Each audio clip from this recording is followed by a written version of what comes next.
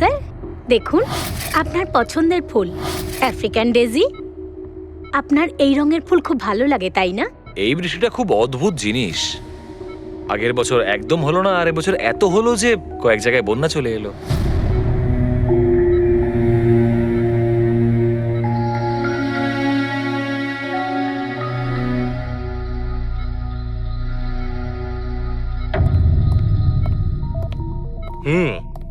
বাবা, তোমার এই স্টুডেন্টরা তাদের ভালোবাসায় তোমাকে বিগড়ে দিচ্ছে খালি, তাই না?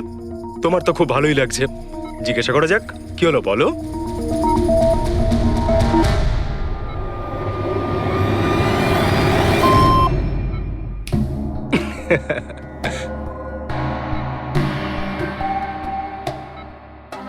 আরে এগুলো তো ময়লা কাপড়, তাই না? দিন, এটা আমাকে দিন। ভাই, আমি আসছি।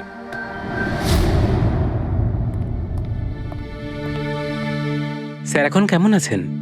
ভালোই আছে, আর আগের থেকে বেটার রয়েছে। আর সেটা শুধুমাত্র তোমাদের জন্যই সম্ভব হয়েছে।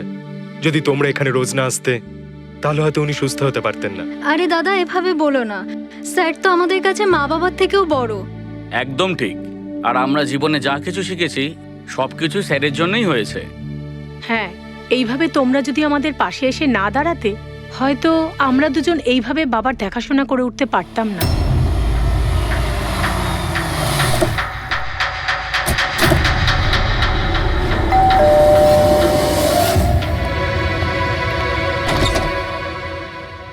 সন্দীপ আঙ্কেল, নমস্কার আঙ্কেল।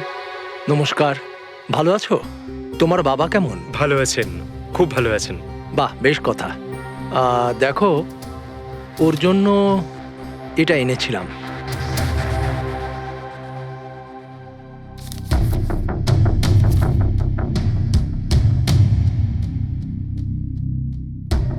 আঙ্কেল, 25 লাখ টাকার চেক? হ্যাঁ মা, আজ জ্ঞানদীপ ইনোভেশনস এর 5 বছর পূর্তি। সেটার উপহার ভাবতে পারো। আঙ্কেল, সেটা ঠিক আছে, কিন্তু বাবা তো গত 2 বছর ধরে কোম্পানির জন্য কোনো কাজই করেনি। দেখো, কিছু সম্পর্ক এই সমস্ত কথাবার্তার অনেক ঊর্ধ্বে হয়। তোমার বাবা আর আমার বন্ধুত্ব অনেকটা এরকম। চলো জ্ঞানের সঙ্গে দেখা করি। বাবা, দেখো কে দেখা করতে এসেছেন। কেমন আছে আমার বন্ধু? আরে, আগে থেকে তো অনেক ফিট মনে হচ্ছে। যদি তোকে এত হ্যান্ডসাম লাগে, নার্স তোকে ভালোবেসে ফেলবে। শোনো প্লিজ। আমি তোমার বাবার সঙ্গে কিছু কথা বলতে চাই, if you don't mind. Sure uncle, যাও যাক। হ্যাঁ হ্যাঁ। প্লিজ এসো সবাই। ওনার এই চেকটার জন্য আমাদের সত্যি খুব হেল্প হয়ে যাবে। হ্যাঁ, পাপার জন্য একটা অ্যাডভান্স বেড নিয়ে আসতে পারি, তাই না? হ্যাঁ। আরে স্যার, স্যার কি হলো? স্যার, কি হলো? লাইট অন্ধকার কেন এখানে? লাইট লাইট কি হলো? কি হলো? সন্দীপ আঙ্কেল,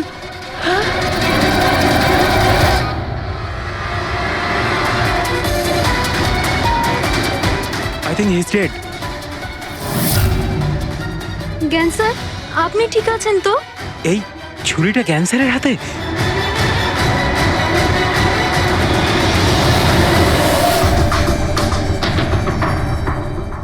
আচ্ছা, তুমি এটা বলছো যে তোমার বাবা জ্ঞানবাবুর হাতে ছুরি ছিল, কিন্তু উনি সন্দীপবাবুর খুন করেননি। স্যার উনি কিভাবে খুন করতে পারেন? 2 বছর ধরে তো উনি প্যারালাইজড। ওনার CLIS হয়েছে। Complete locking syndrome. হ্যাঁ স্যার, এই পরিস্থিতিতে শরীরের কোনো অংশই কাজ করে না, এমনকি চোখের পাতা পর্যন্ত পড়ে না। ওনার প্যারালাইসিস হলো কি করে? স্যার 2 বছর আগে বাবার একটা অ্যাক্সিডেন্ট হয়েছিল। অদ্ভুত ব্যাপার, 2 বছর আগে ওনার অ্যাক্সিডেন্ট হয়েছিল, তখন থেকে উনি বিছানায়, তাহলে ওনার হাতে ছুরি এলো কি করে? স্যার এটা অসম্ভব। খুন জ্ঞান স্যার নয়, অন্য কেউ করেছেন। আরে কিন্তু ছুরি তো ওনার হাতেই ছিল। হয়তো খুনি এই কাজটা করেছে। তার মানে হলো এই রুমে জ্ঞানবাবু আর সন্দীপবাবু ছাড়া আরো কেউ ছিল? না স্যার, আমরা সবাই তো নিচেই ছিলাম। হ্যাঁ স্যার, আর ঘরে তো আর কেউ ছিল না স্যার। তার মানে তুমি এটা বলতে চাইছো যে এই খুন জ্ঞানবাবু করেছেন? না স্যার, আমি সেটা বলতে চাইনি। তুমি কি বলতে চাইছো? সন্দীপ তাহলে নিজেকেই ছুরি মেরেছে, আর মারা যাওয়ার আগে ছুরিটা ওনার হাতে ধরিয়ে দিয়ে যায়? হ্যাঁ, আবার এমন নয় তো যে জ্ঞানবাবুর কোনো শরীর খারাপই নয়, শুধু অ্যাক্টিং করছেন। স্যার আপনি এসব কি বলছেন? যেটা আপনি শুনলেন, যদি আপনার কোনো আপত্তি না থাকে আমরা আপনার বাবাকে আরেকবার চেক করতে চাই। করুন আপনি। আমরা কি মিথ্যা বলছি নাকি? দেখে নিচ্ছি।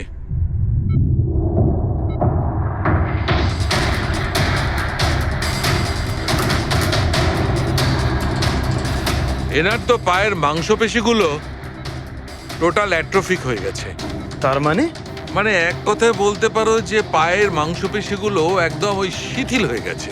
উনি যদি চানও তাহলে 1 ইঞ্চিও এই খাট থেকে নড়তে পারবেন না। স্যার, এবার তো আপনাদের বিশ্বাস হয়েছে তাই না, যে আমার বাবা নাটক করছে না?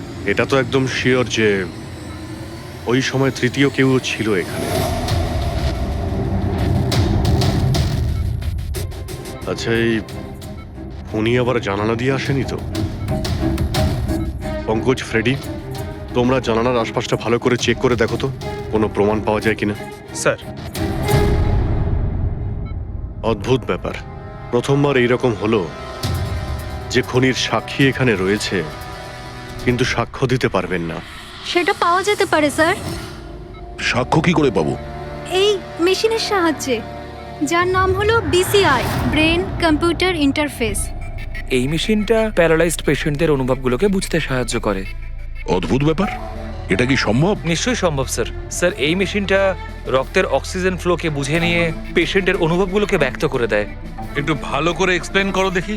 স্যার আমি বলছি, এই মেশিনটা মাথার ভিতরে রক্ত প্রবাহকে ডিটেক্ট করে, তারপর এটা ক্যালকুলেশন করে যে আলাদা আলাদা পরিস্থিতিতে আলাদা আলাদা প্রশ্ন করলে তার উত্তরে মস্তিষ্কের ভিতরে রক্ত প্রবাহ কেমন হচ্ছে। ও, আর এই রক্তের মাত্রা এইটা বলতে পারবে যে ওই সময় এই মানুষটা কি ভাবছিল, এর মনের মধ্যে কি চলছিল। Exactly. Good, very good. Freddie sir, এখান থেকে ওপরে যাওয়ার কোনো রাস্তা নেই। সে আমি জানি।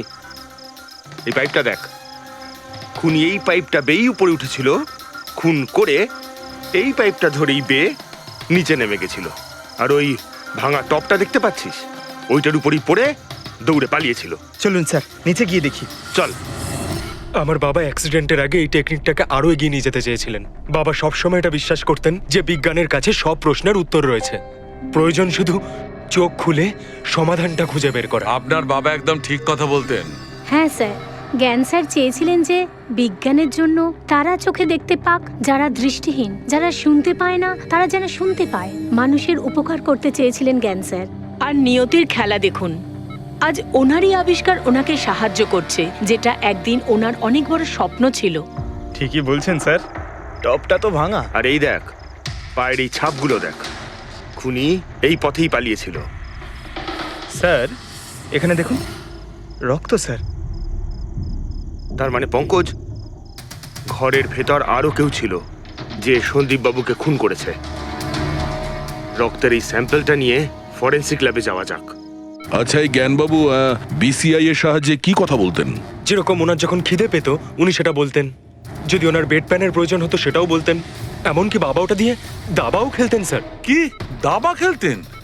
গ্রেট। হ্যাঁ স্যার, যেমন যেমন প্যাটার্ন এনার মনের মধ্যে তৈরি হতো সেই অনুযায়ী অক্ষরের পেছনে লাইটগুলো জ্বলে উঠতো, আর আমরা অক্ষরগুলোকে মিলিয়ে বুঝে যেতাম যে ইনি কি বলতে চাইছেন। তাহলে তো উনি বলতে পারবেন যে খুনি কে। হ্যাঁ স্যার, নিশ্চয়ই। স্যার, বাবাকে একবার জিজ্ঞেস করা উচিত। অবশ্যই করব, আগে তো আমরা ভালো করে তদন্ত করে নিই।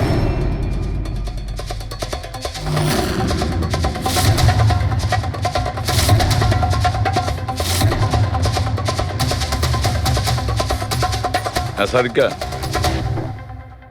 ছুরির মধ্যে কিছু পেলে? শুধু মিস্টার জ্ঞানের আঙুলের ছাপ পাওয়া গেছে, আর কারোরই নয়। তাহলে হতে পারে খুনি গ্লাভস পরেছিল স্যার খুন করার সময়। তার মানে খুনি জানলা দিয়ে ঘরের ভেতরে আসে, ও সন্দীপকে মারে, আর সেই ছুরিটা জ্ঞানের হাতে ধরিয়ে দেয়, আর তারপর লোকেরা এই রুমে আসার আগেই ও জানলা দিয়ে পালিয়ে যায়। স্যার, এটাও তো হতে পারে যে খুনি কোনো বাড়ির লোক। না পূর্বী, রুমে যতগুলো লোক ছিল স্যার, তাদের কারোর শরীরে এই চোট বা আঘাতের চিহ্ন ছিল না স্যার। আর ওই শুকিয়ে যাওয়া রক্ত, ওটা কোনো বাইরের লোক। একটা কথা বুঝতে পারছি না দয়া, যদি খুনি বাইরের লোক হয় তাহলে এটা কি করে জানলো যে সন্দীপ জ্ঞানের সঙ্গে দেখা করতে আসবে? 10 মিনিট আগে সন্দীপ পৌঁছে যায় আর তারপর ওর খুন হয়ে যায়। স্যার, এমন মনে হচ্ছে যে হতে পারে এই খুনি সন্দীপ বাবুকে ফলো করছিল।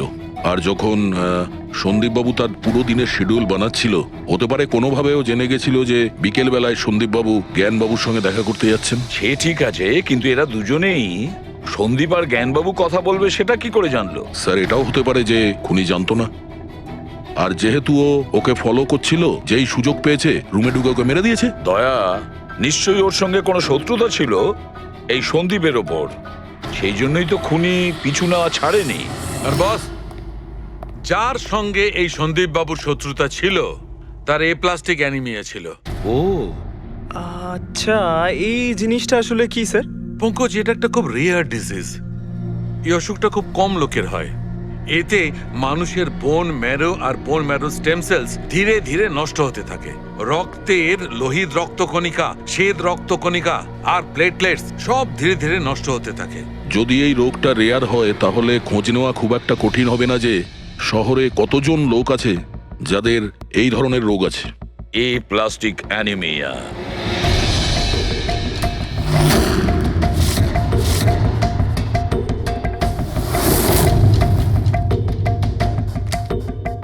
হ্যাঁ দা, কিছু পেলে?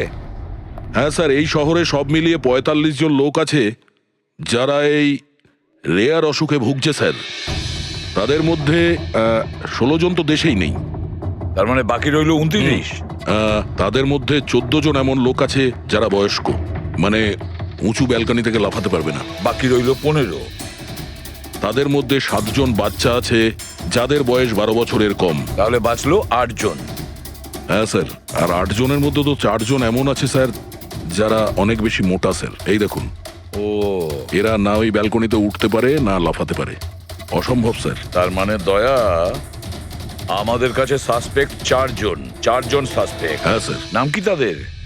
স্যার, লীলা, রমেশ, সুনীল আর হেমন্ত। নীলা, রমেশ, সুনীল আর হেমন্ত। রবি, স্যার, একটু দেখো তো আমাদের ক্রিমিনাল ডেটাবেসে কোনো পুরনো পাপি কিনা।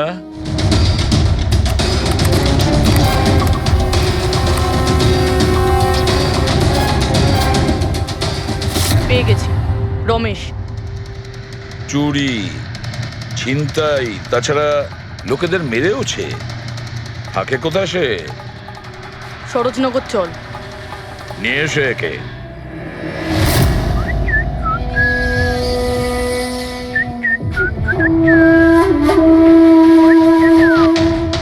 মালা, একটা ফুলের মালা আমাকেও একটু পরাও। আচ্ছা বলো, বিয়ে কবে করছো? বিয়ে? আর তোকে? আমার এতটাও খারাপ সময় আসেনি যে তোকে বিয়ে করতে হবে। কেন? তুই এতটাই খারাপ দেখতে যে তোর বাড়ির আয়না ভয় পেয়ে যায় তোকে দেখে। কিন্তু তোমার বাড়ির আয়না তোমার জন্য কবিতা বলে, এটা আমি খুব ভালো করে জানি। আরে, তোর হাতে আবার কি হলো? আরে কিছু না, শত্রুর সাথে যুদ্ধ করতে গেলে এরকম চোট লেগেই থাকে মালা দেবী। নাটক করিস না, বল কি হয়েছে? ব্যাপারটা এই যে আমি হেঁটে হেঁটে যাচ্ছিলাম, হঠাৎ করে দেখলাম একটা বুড়ি মহিলা রাস্তা পেরোনোর জন্য এগোচ্ছিল। তখনই উল্টো দিক থেকে একটা মোটরসাইকেল খুব জোরে, খুব স্পিডে, ১০০ স্পিডে ওর দিকেই এগোচ্ছিল। যখনই মোটরসাইকেল ওই বুড়ি মহিলাকে ধাক্কা মারতে যাচ্ছিল, মাঝখানে পৌঁছে গেলাম আমি আর বাঁচিয়ে নিলাম ওকে। আচ্ছা, তুই এতটাই সাহসী? আমি কি কি ভালো পারি সে ব্যাপারে তো তুমি এখনো জানোই না। আচ্ছা বল, আর কি কি গুণ আছে তোর মধ্যে? আমার ভালো গুণগুলো হলো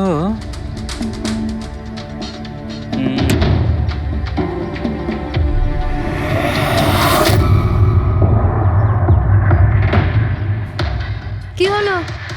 তোর মুখটা ভয়ে এভাবে ফ্যাকাশে হয়ে গেল? মালা, আমাকে একটু লুকোতে দে। আরে মালা, লুকোতে দে। লুকোচ্ছিস কেন? আরে মালা, আরে কেন লুকোচ্ছিস তুই? এটা কি করে দিলি তুই? আমার সব ফুল নষ্ট করে দিলি। স্যার, এ তো সেই।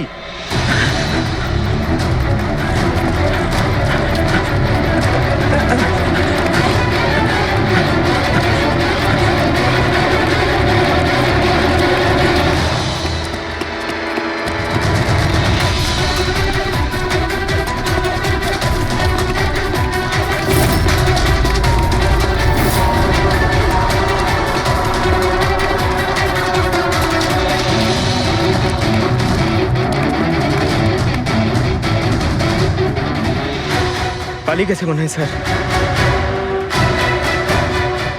যাবেটা কোথায়?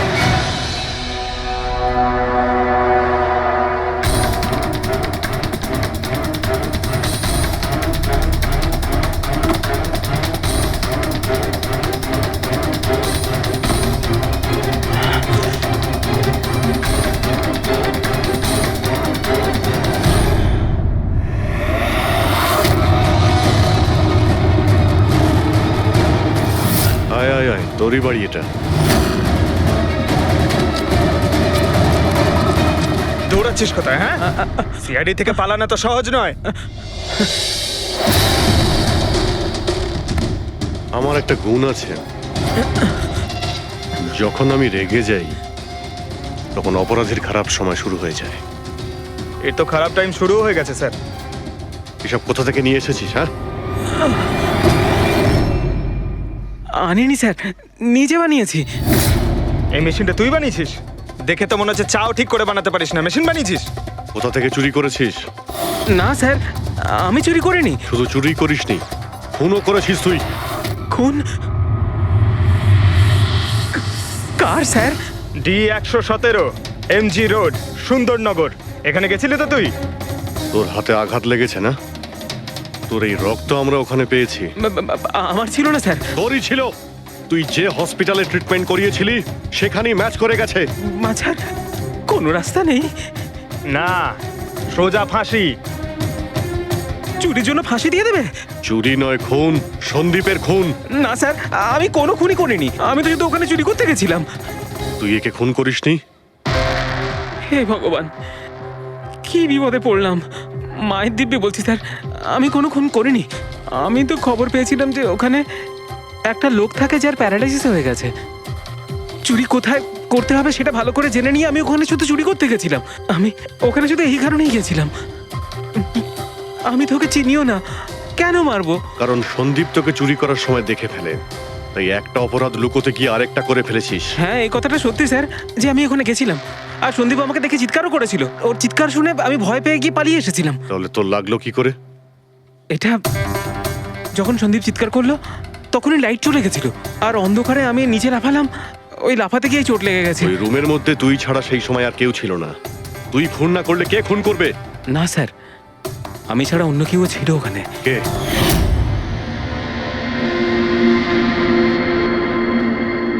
কে? কে তুমি? হ্যাঁ, অন্ধকারে মুখটা তো ঠিক দেখতে পাইনি, তবে ওর ঘড়িটা চকচক করছিল। ঘড়ি? সন্দীপ তো কোনো ঘড়ি পড়েছিল না। স্যারও মিথ্যে বলছে। কোনো মানুষ ছিল না, কোনো ঘড়ি ছিল না। কেউ ছিল কি ছিল না তার উত্তর তো ওই দিতে পারবে। জ্ঞান, উনি আজ কেমন আছেন? স্যার আগের থেকে বেটার, কিন্তু আজকে কিছু জিজ্ঞাসা করতে চান ওনাকে? শুরু করি। শিওর স্যার, কিন্তু আপনারা যা জিজ্ঞেস করতে চান একটু স্লোলি জিজ্ঞাসা করবেন স্যার, যাতে উনি আপনাদের এক একটা শব্দ বুঝতে পারেন স্যার। হ্যাঁ, জ্ঞানবাবু, এ রমেশ, এ একজন চোর।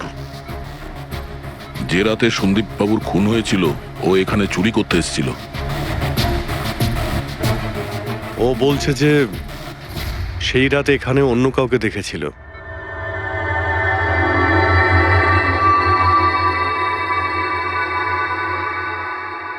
রমেশ, ওই রাত্রে তুমি যেখানে দাঁড়িয়েছিলে সেখানে গিয়ে দাঁড়িয়ে যাও। হ্যাঁ স্যার। স্যার, আমি এই দিক দিয়ে ঢুকেছিলাম আর এখানে এলাম, আর তারপর আমি এদিকে দেখলাম, আর যখনই আমি এখানে পৌঁছালাম দেখলাম সন্দীপ ওখানে দাঁড়িয়ে আছে। আমি ভয় পেয়ে পেছন দিকে ঘুরলাম আর তখনই কারেন্ট চলে গেল। এখানে দাঁড়িয়েছিলে মানে উনি নিশ্চয়ই তোমাকে দেখেছেন। আচ্ছা, ও কি এখানে ছিল?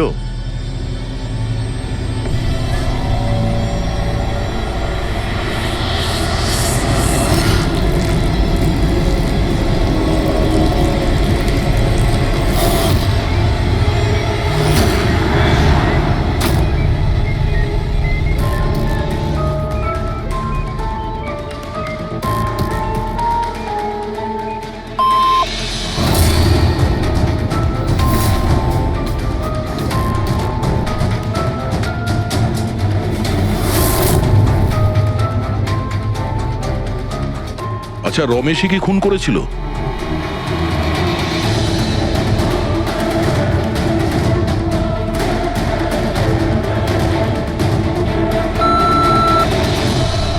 নো নো স্যার, নো মানে না স্যার, আমি বলেছিলাম না আমি মারিনি স্যার। হ্যাঁ ঠিক আছে, তুমি এদিকে দাঁড়াও। আচ্ছা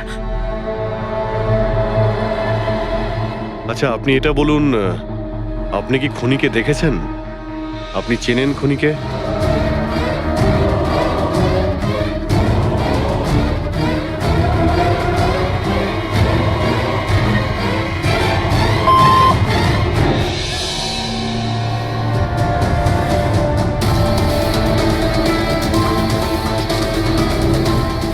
আচ্ছা, খুনি এই মুহূর্তে এই রুমে আছে?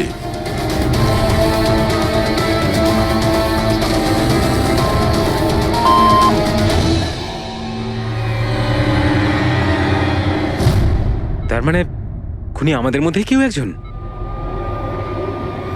আপনার কোনো স্টুডেন্ট?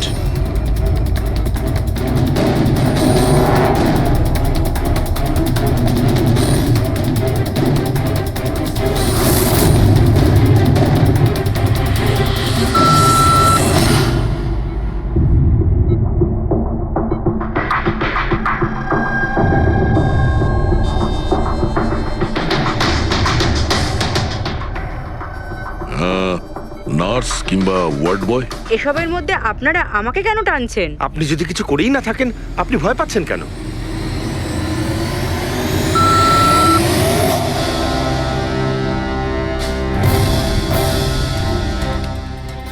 জ্ঞানবাবু, তাহলে শুধুমাত্র তো আপনার ফ্যামিলির লোকেরা আছে।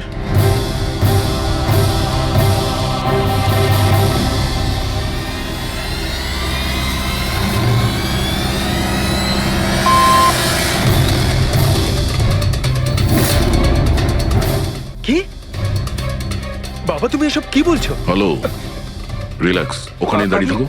যাও, ওখানে দাঁড়িয়ে থাকো। আচ্ছা, এটা বলুন, আপনার ছেলেই কি খুনি?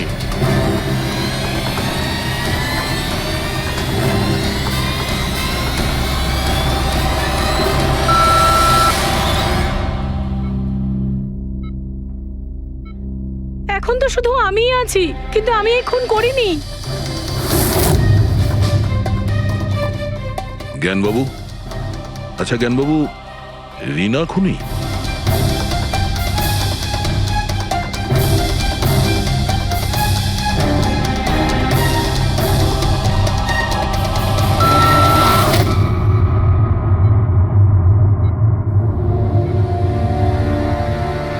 আপনি আমাদের বললেন যে আপনার পরিবারেরই কেউ খুনি। তাহলে সে কে?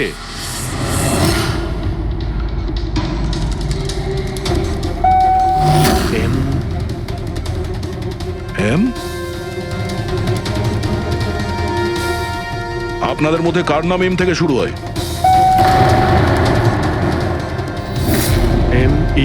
মি, মানে উনি? জ্ঞানবাবু, আপনি বলছেন যে খুন আপনি করেছেন?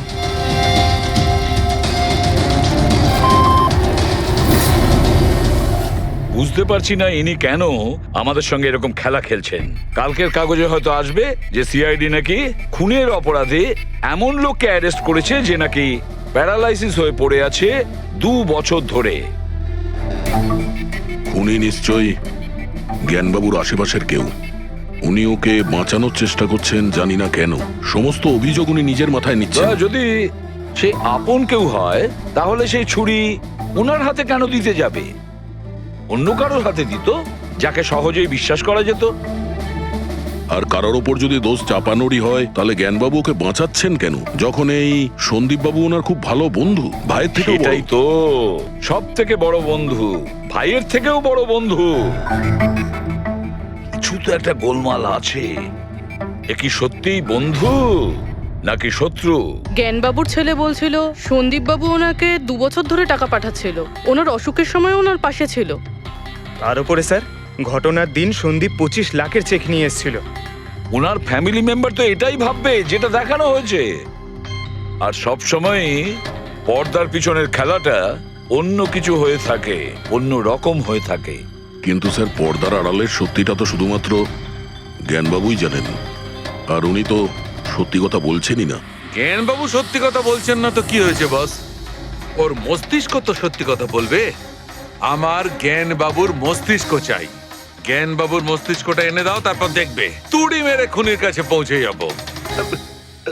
ডক্টর সালুকে, এটা কি ধরনের ডিমান্ড করলেন আপনি? কারোর মস্তিষ্ক কি করে নিয়ে আসা সম্ভব? কেন হবে না ফেডরিক? এই কেসে ওনার মস্তিষ্ক তো ওকে এনে দিতেই পারি আমরা। কেননা গত 2 বছরে ওনার মস্তিষ্কে যা কিছু ঘটেছে সব বিসিআই মেশিনে রেকর্ড হয়েছে। এক্স্যাক্টলি বস। আর এই মেশিনে আমাদের বলবে যে জ্ঞানবাবুর সঙ্গে ওর কি আর কেমন সম্পর্ক ছিল। হ্যাঁ পেড্রিক, সব ডেটাগুলো নিয়ে এসো বিসিআই মেশিনের। আর দয়া, রমেশকে ওনাদের বাড়িতে নিয়ে যাও, আর ওখানে যে কয়জন লোক ছিল সবার ঘড়ি চেক করাও। স্যার, এখনো আমাদেরকেই সন্দেহ করছেন? হ্যাঁ, আর ততক্ষণ সন্দেহ করব যতক্ষণ না আসল খুনিকে পাওয়া যায়। কিন্তু জ্ঞান স্যার তো বলেই দিয়েছেন আমরা সবাই নির্দোষ, তাও আপনারা। হতে পারে উনি মিথ্যে কথা বলছেন তোমাদের মধ্যে কাউকে বাঁচানোর জন্য। তাহলে আপনারা আসল খুনিকে কিভাবে খুঁজবেন? সিআইডি এই দায়িত্ব আমাকে দিয়েছে, কেননা সেই রাতে আমি খুনির ঘড়িটা দেখতে পেয়েছিলাম। কিন্তু সেদিন তো ঘরে অন্ধকার ছিল, তুই ঘড়ি কি করে দেখলি? ম্যাডাম, এই পৃথিবীর বেস্ট চোর আমি। যে জিনিসের দিকে নজর দিই মাথায় পুরো কুষ্টি চেপে যায়। তাহলে দুনিয়ার বেস্ট চোরবাবু কাজে লেগে যান।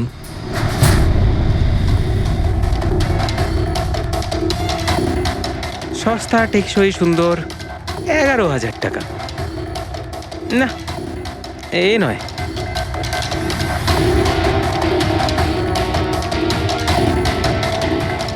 না স্যার, আপনি একটু হাতটা দেখাবেন? এও নয়, এটা তো একেবারে বেকার। ও হ্যালো, বেকার এটা, 2 লাখ টাকা দাম। আরে ম্যাডাম, 2 লাখের ঘড়ির কপি, এটা ডুপ্লিকেট মাল। চোর বাজারে এর গুদাম আছে, 1500 টাকাতে আনিয়ে দেবো। হাতটা দেখি। হাত কেন কাঁপছে আপনার সকাল সকাল? না স্যার, এও নয়। স্যার, অ্যাকচুয়ালি আমার নিউরোলজিক্যাল প্রবলেম রয়েছে। ছোটবেলা থেকেই আমার হাত কাঁপে, আমি কোনো কিছু ভালোভাবে ধরতে পারি না। পঙ্কজ, একটু ওই পেনটা দাও ওকে।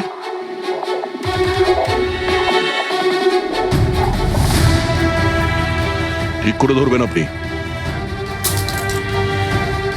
এ তো পেনটাও ধরতে পারছে না। স্যার, অ্যাকচুয়ালি জ্ঞান স্যার আমার এই প্রবলেমটাই সলভ করতে চেয়েছিলেন। উনি এর সাথে রিলেটেড রিসার্চও করছিলেন, কিন্তু হয়তো ভাগ্যের সম্মতি ছিল না এতে। আর জ্ঞান স্যারের গাড়ির অ্যাক্সিডেন্ট হয়ে গেল। ভরসা রাখো, এর কোনো না কোনো চিকিৎসা তো হয়েই যাবে। তুমি দেখো বাকিদের ঘড়িগুলো। না স্যার, এদের মধ্যে কারোর ঘড়িই নয়। কারোর কাছেই নেই? হতে পারে খুনির কাছে একের থেকে বেশি ঘড়ি আছে। ওই দিন ও যে ঘড়িটা পড়েছিল আজ ওটা পড়েনি। হায় ভগবান, আপনি এখনো সন্দেহ করছেন? পঙ্কজ, এই রমেশকে নিয়ে যাও। পৃথিবীতে যত ঘড়ি আছে, যত মডেলের রয়েছে, সবগুলো দেখাও ওকে। স্যার, যত ঘড়ি আছে, যত মডেল আছে, সব। তবেই তো জানা যাবে খুনি কোন মডেলের ঘড়ি পড়েছিল। এক মিনিট, একটু এদিকে আয়, এদিকে আয়।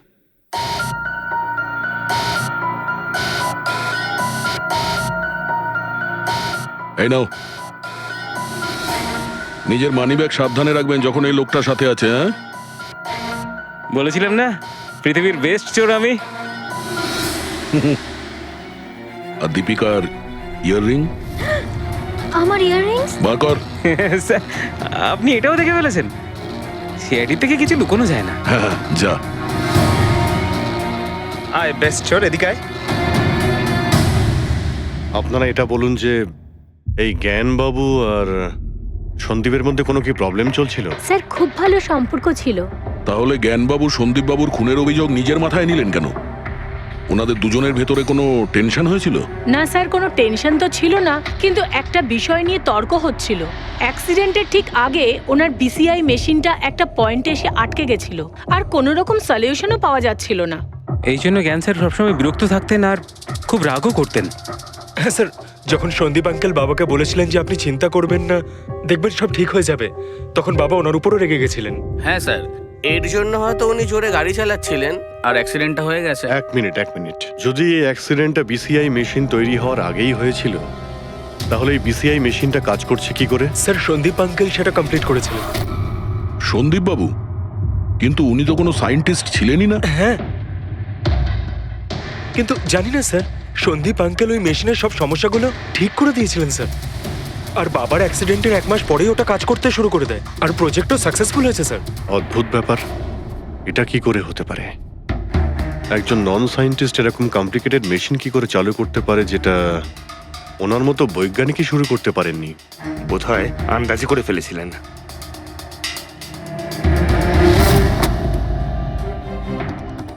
মাই গড, গত 2 বছরে এত ডেটা বেরিয়েছে ওনার একার? হ্যাঁ বস, আর এই পেপারগুলোর প্রত্যেকটা জায়গা খুঁটিয়ে খুঁটিয়ে ভালো করে দেখতে হবে যে সত্যিটা কি ছিল যেটা জ্ঞানবাবু আমাদের থেকে লুকোতে চাইছেন। এক একটা শব্দ, এক একটা অক্ষর জুড়ে তার প্যাটার্ন বানিয়ে দেখতে হবে। চলে এসো, সবাই মিলে কাজ করি। সবাই চলে এসো। রেডি?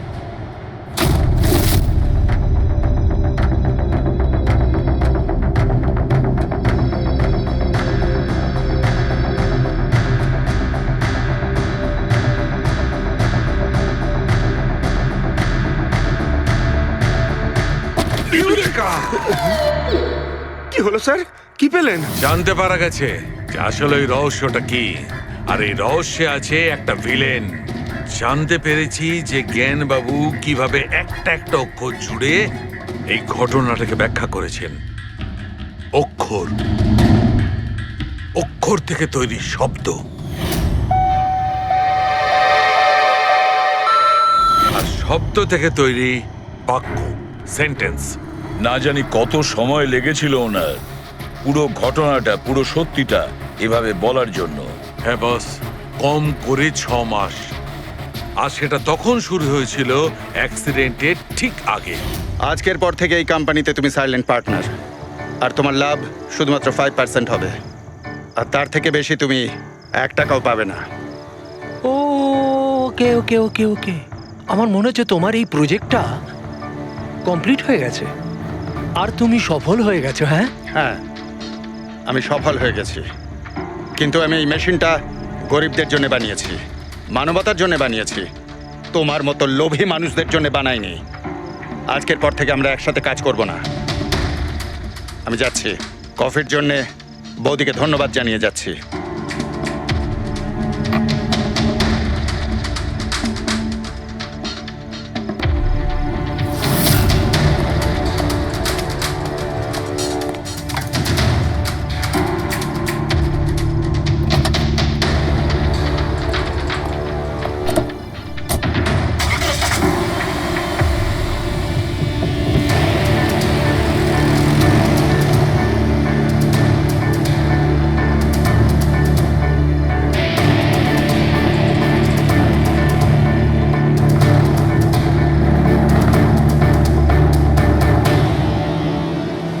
এ কি হলো?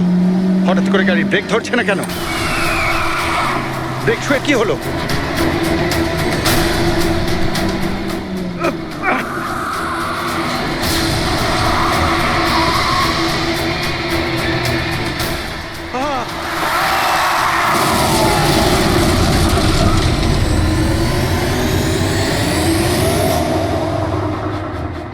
এবার বুঝতে পেরেছো আমাকে ঘাটানোর পরিণাম? আমাকে তুমি 5% দিতে যাচ্ছিলে, তাই না? এবার দেখো, আমি তোমাকে 5% দেব সারা জীবনের জন্য। তার মানে সন্দীপ যে বন্ধুত্বের নাটকটা করছিল আসলে ও মুখোশ পড়া শয়তান ছিল। আর স্যার, যদি পুরো ডেটা এই কাগজে লেখা থাকে তার মানে হলো জ্ঞানবাবু এই কথাটা নিজের মনে রাখেননি, কাউকে না কাউকে সন্দীপবাবুর আসল উদ্দেশ্যটা বলেছেন।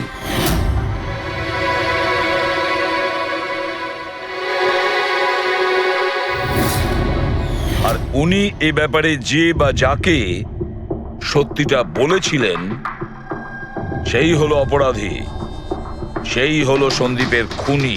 কিন্তু স্যার, যদি খুনি জ্ঞানবাবুর হয়ে প্রতিশোধ নিতে চাইতো, তাহলে খুনি ছুরিটা জ্ঞানবাবুর হাতে কেন ধরালো? ওনাকে ফাঁসাতে চাইছিল? না পুরবি, আমার তো মনে হয় না।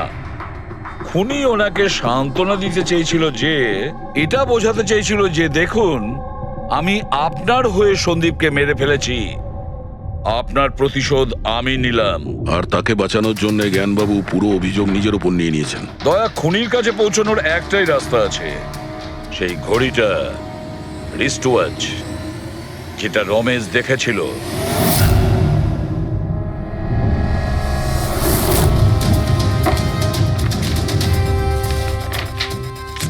আরে ভাই তাড়াতাড়ি কর, এত সময় নেই আমাদের কাছে। পঙ্কজ, আরে দেখছি তো কি আমি। হচ্ছে?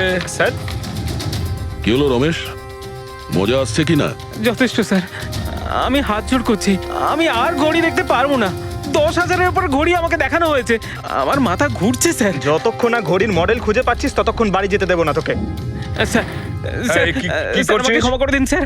আমি বলছি বাপের জন্য আর চুরি করবো না, আমাকে বাড়ি যেতে দিন স্যার। ওট ওট ওট ওট ওট জানা তো দরকার ওই রাতে তুই ওখানে কোন ঘড়িটা দেখেছিলি, হ্যাঁ? এখন আর কটা ঘড়ি দেখবো স্যার? এতগুলো ব্র্যান্ডের এতগুলো মডেল দেখলাম স্যার, ওগুলোর মধ্যে কোনোটাই নয় ওটা। তো কোনো মডার্ন ঘড়ি ছিল নাকি? হ্যাঁ ম্যাডাম, একদম মডার্ন ঘড়ি ছিল। ঘড়ি তো ছিল কিন্তু ঠিক ঘড়ির মতো দেখতে ছিল না। কি বললি? মডার্ন ঘড়ি ছিল অথচ ঘড়ি নয়? হ্যাঁ।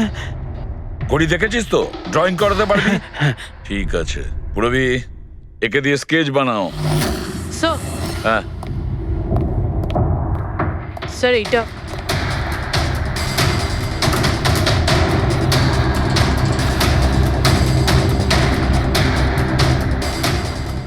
মাই গড, কি হলো?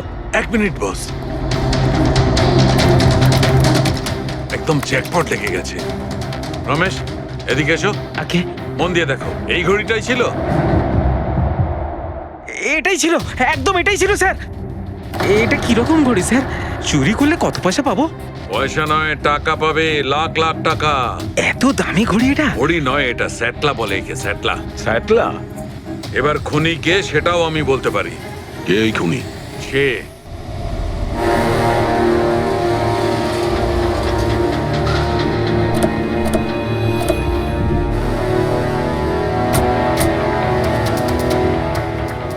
আপনি একটু আপনার হাজবেন্ডকে ডাকুন। কিন্তু আপনারা কারা? আপনি ডাকুন না ওনাকে, উনি চেনেন আমাদের। সোনু, সোনু একটু বাইরে এসো, কারা দেখা করতে এসেছে?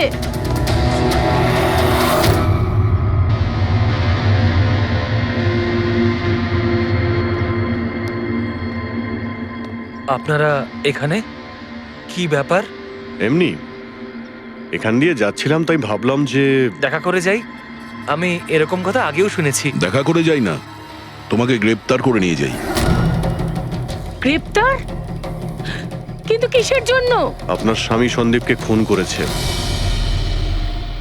স্যার, আমি আপনাদেরকে বলেছিলাম তো, এই দেখুন, আমি ঠিক করে জলটাই খেতে পারি না, কারোর মার্ডার কি করে করব? খুন তো করেছো, আর তুমি এই হাত দিয়েই করেছো। কোথায় সেই সেটলা ওয়াচ? হ্যাঁ, ঘড়ি কোথায়? স্যার, আপনারা কোন ঘড়ির কথা বলছেন আমি কিচ্ছু জানি না।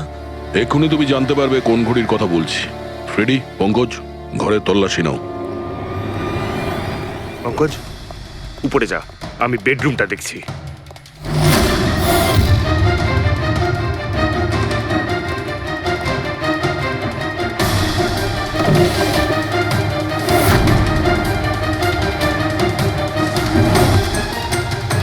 কিচ্ছু নেই।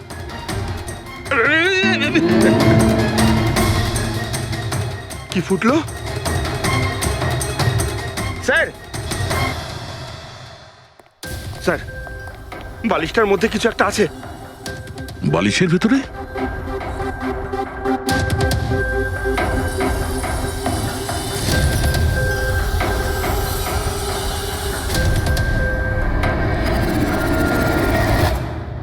তাই তো, ঘড়ির মতো দেখতে। হ্যাঁ। এই ঘড়িটা কার? আর এই বালিশের ভেতরে কি করছে? আমি কি করে জানবো? যে দোকানদারের থেকে বালিশটা কিনেছিলাম তারই হবে। পড়ো এটা। স্যার, আমি কারোর ঘড়ি কেন পড়তে যাবো স্যার? তুমি এটা পড়বে নাকি অ্যারেস্ট করবো আমরা? অভিজিৎ, একটা কাজ করি, আগে আগে ঘড়ি পরাই, হাত করা তো নিজের থেকেই লেগে যাবে। হ্যাঁ, নাও ওই ঘড়িটা খোলো। স্যার,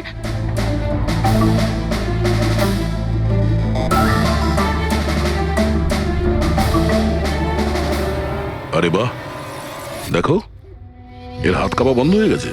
হ্যাঁ স্যার, তো চমৎকার হয়ে গেল, এর হাত কাঁপা থেমে গেল। এটা কোনো চমৎকার নয়, এটা সায়েন্স। এবার দেখো এই ঘড়িটা পরার পরে সোনু কত সহজে খুন করতে পারে।